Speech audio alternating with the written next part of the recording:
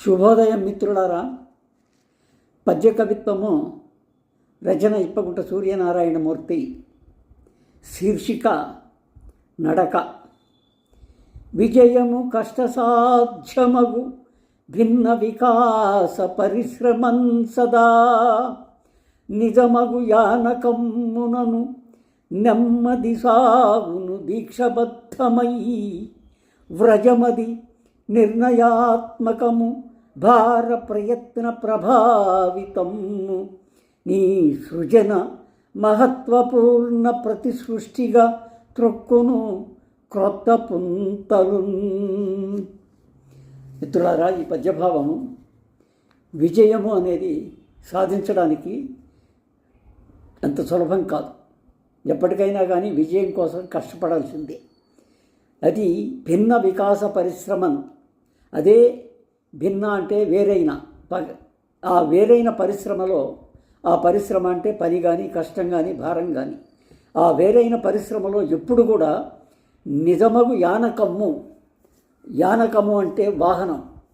నీ పాదాలు ఒక వాహనం, నువ్వు సైకిల్ మీద వెళితే అదొక వాహకం. ఏదైనా కానీ నీ నడకకి, నీ ప్రయాణానికి ఉపయోగించబడేటువంటి వాహకం నెమ్మది సాగును దీక్షబద్ధమై, దీక్షతో నెమ్మదిగానే సాగుతుంది. వ్రజమది నిర్ణయాత్మకము.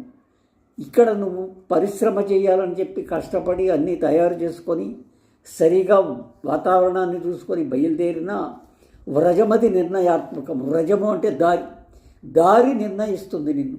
ఎందుకంటే దారిలో ఏ లోపాలు ఉన్నాయో, ఏ కష్టాలు ఉన్నాయో, ముందు ముందు ఏమొస్తాయో, దారి ముళ్ళుంటాయో, రాళ్ళుంటాయో, వంపులు తిరుగుతుందో, ఇవన్నీ గమనించాల్సిన బాధ్యత నీలో ఉంటుంది కనుక అప్పుడు నీకు వ్రజము, దారి అనేది నిర్ణయాత్మకము. భార ప్రయత్న ప్రభావితం అయినా అప్పటికీ నువ్వు కష్టపడి భారంతో నీ ప్రయత్నం నువ్వు సాగిస్తావు. సృజన మహత్వపూర్ణమగు సృష్టి.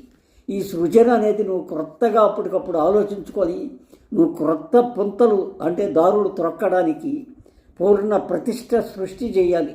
నువ్వు ఒక మహత్వపూర్ణమగు ప్రతి సృష్టి చేసి నువ్వు అప్పుడు సాధించి నువ్వు ప్రయాణం సాగిస్తే అది ధన్యవంతమవుతుంది, నీకు విజయం చేకూరుతుంది అని చెప్పడం అయింది. మిత్రులారా, ఈ విషయాన్ని మీకు సమర్పిస్తున్నాను.